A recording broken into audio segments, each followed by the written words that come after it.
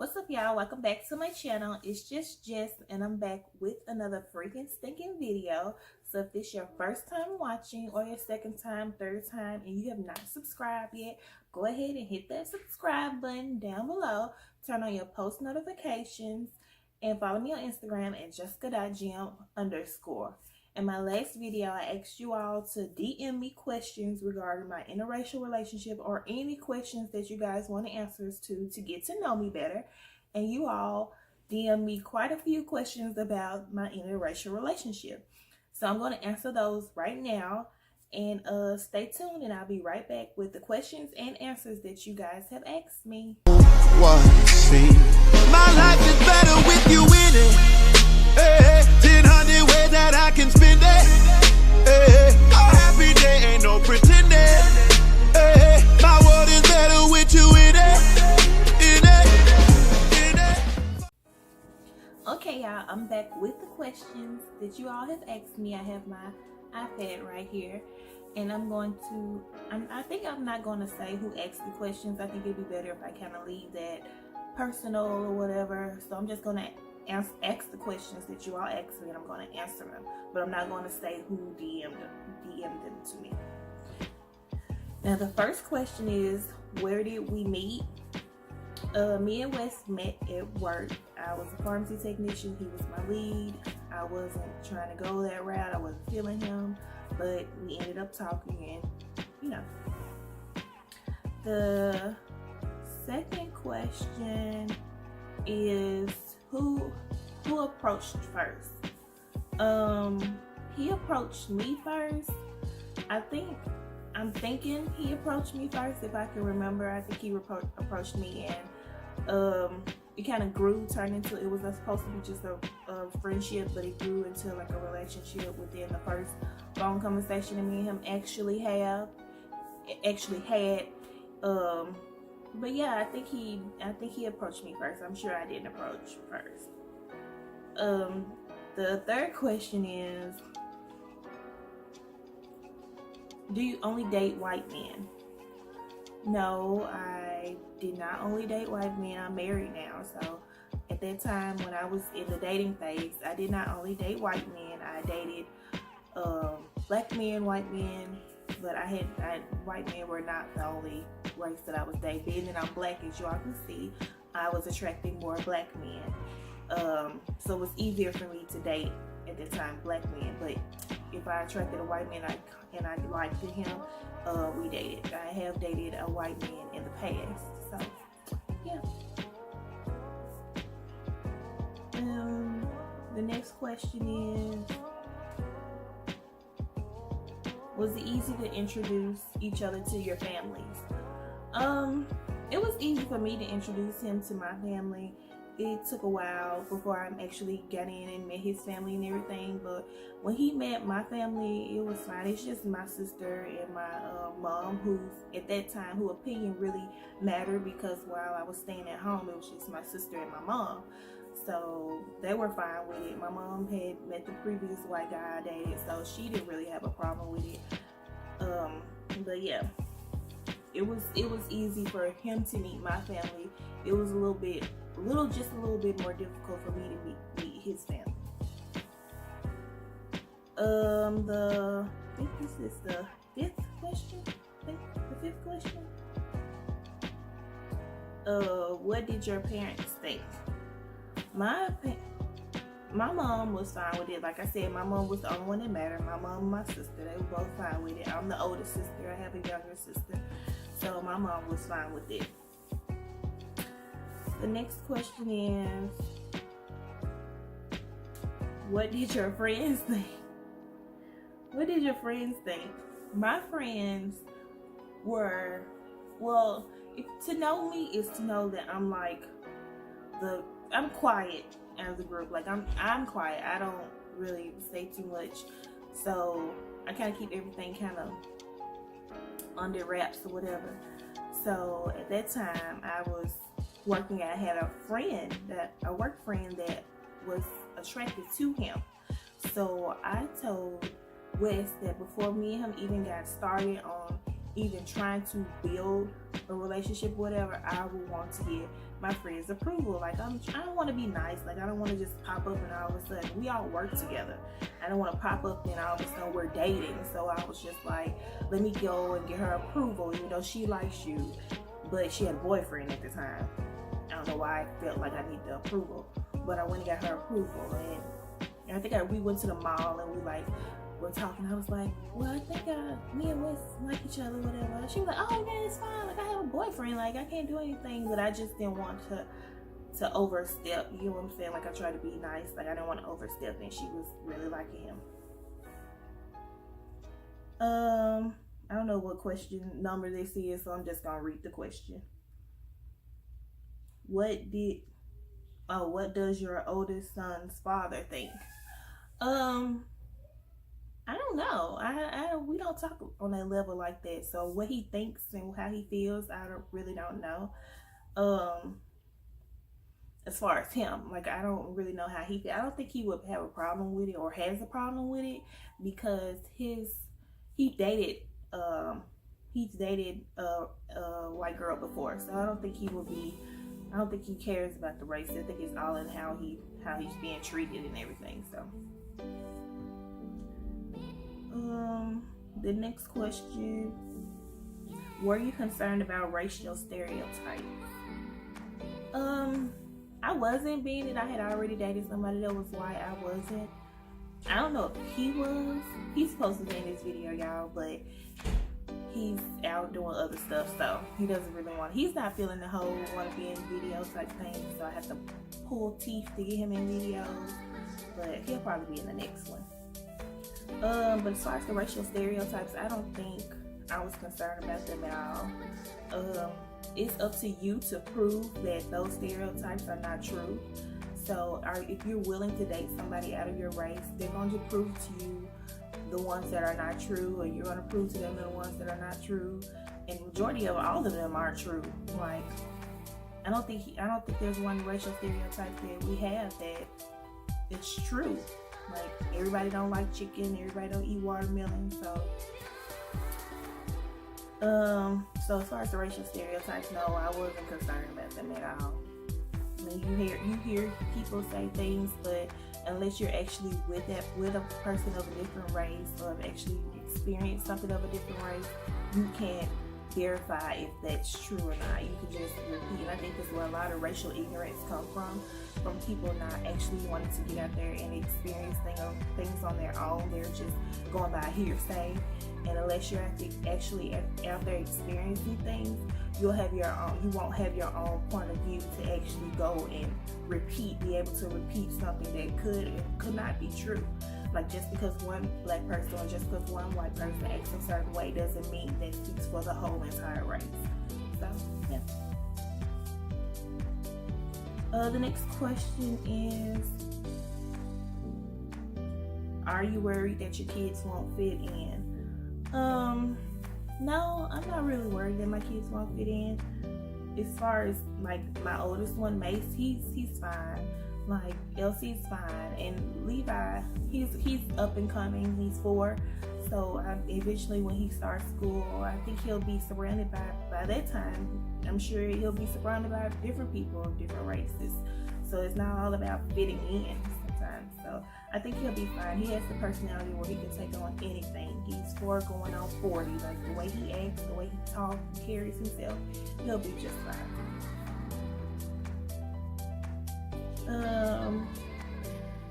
What's the worst racism? Next question. What's the worst racism you face being married to a white man? Being married to him, I don't think we've experienced anything now while dating him. I experienced a lot, but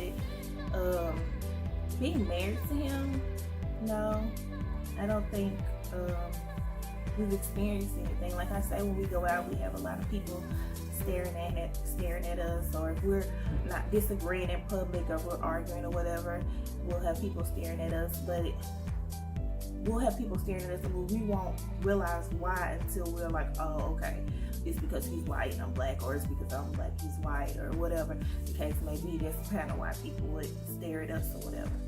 But being with him, no, I don't think we I've experienced any racism by being with him. I don't think, none that I can recall right now. So, no. This question I get a lot. This next question. And for some reason, people think like dating a white guy is like an alien or some kind of extraterrestrial. I don't know what the deal is, but people always ask me, what does he eat? That's the next question. What does he eat? I don't know if they're referring to like soul food, or does he eat what I cook, or does he eat normal things? He is still a person. He still eats food. He likes greens and cornbread. He loves pinto beans. He loves fried pork chops. So he eats normally, but he eats deer. I don't eat deer, so he can have that. But as far as just eating regular food, he eats regular food. He eats what I cook. He eats what I fry. He eats what I bake. Like he eats normal food. There's no and normal seasoned food. Like I had to introduce him how to season his food. So he eats normal seasoned well food. Well seasoned. Let's say that. He eats normal well seasoned food. The next question is, do people stare a lot? They don't stare a lot unless we bring attention to ourselves that we notice. Like if we're loud in the store, if we're laughing or something like that, then people will stare. But like sometimes when we go out to eat, people will stare. The waitresses will stare. The waiters will stare. So as far as that, they kind of do stare a little bit, but nobody's ever walked up to us and said anything rude or demeaning or anything like that. But as far as looks, like we catch the looks, like we see looks, and we can either embrace them or let them affect us. So as far as we're concerned, we embrace them and we're used to them by now. And sometimes we have to stop and remember, oh yeah, we're interracial. That's what people look. But majority of the time, we like to go out, and if we like last night, we went to see Monster Jam, and we like to point out in other interracial couples, whether they are Chinese and white, or black and white, or whatever the case may be, or Asian and black, or Mexican and white. Like we like to point out that we see another interracial couple. And it's not like a stare, it's just like we'll have our own little language that we speak to each other, let them know like we see somebody else. But yeah. The next question is, how did you introduce your kids to one another? Our kids met in 2014, I think, or in 2013, 14, something like that. No. Yeah.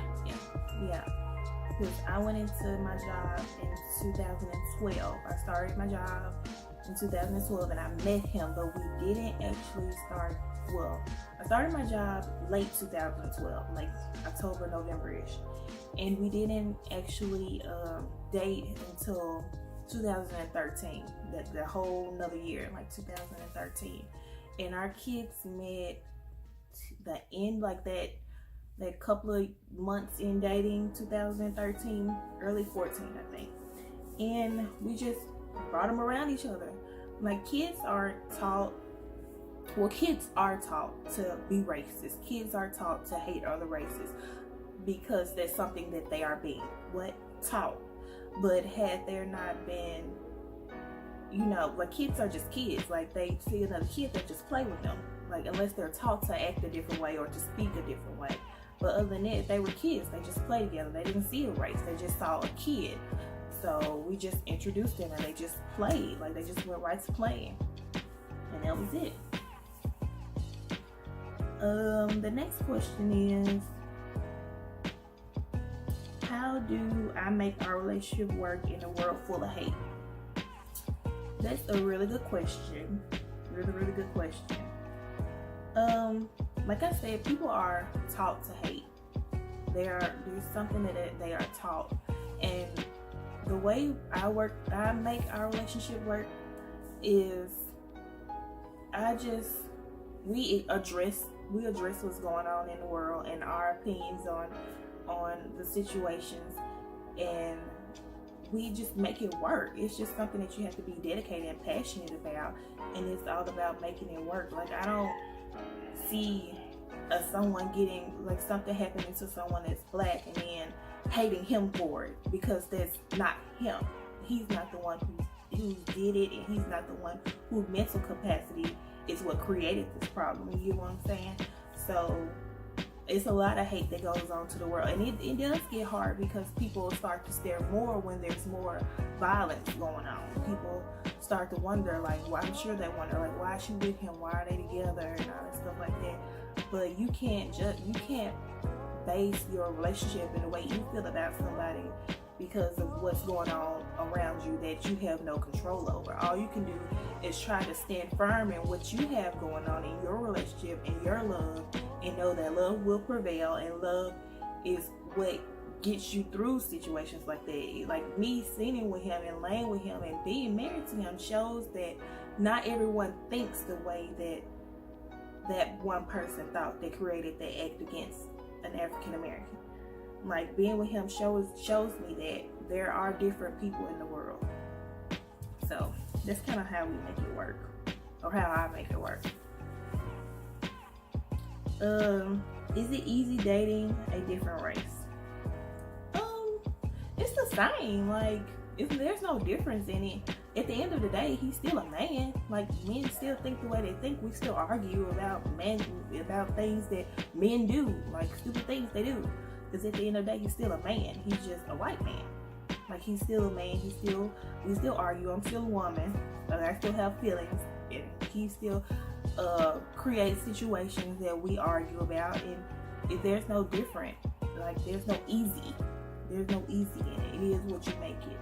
There's nothing easy about it.